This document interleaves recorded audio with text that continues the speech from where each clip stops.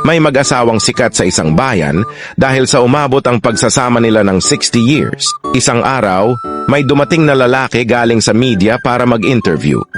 Tay, bakit ho umabot ng ganun katagal ang pagsasama nyo? Meron po ba kayong sikreto? Nagbuntong hininga lang ang matanda at sumagot. Ito kasi ang kwento niyan, iho. Nung bagong kasal kami ng asawa ko, pumunta kami sa farm nila para mag-honeymoon.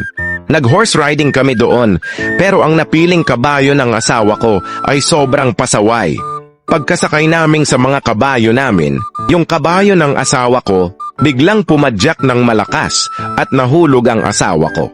Hinipo niya lang yung kabayo sa ulo at sinabihan niya ng, "Nakakaisa ka na." Pagkatapos nun, sumakay ulit ang asawa ko sa kabayo niya at pumadyak ulit ito ng malakas. Nahulog ulit ang asawa ko pero hinipo niya lang ulit ito sa ulo at sinabihan niya ng, "Nakakadalawa ka na." Sumakay ulit ang asawa ko pero pasaway talaga ang kabayo. Pumadyak ulit ito ng malakas at nahulog ulit ang asawa ko. Bumunot agad ng baril ang asawa ko at binaril agad ang kabayo sa ulo. Sa gulat ko ay tinanong ko ang asawa ko ng pasigaw, "Bakit mo naman binaril yung kabayo?"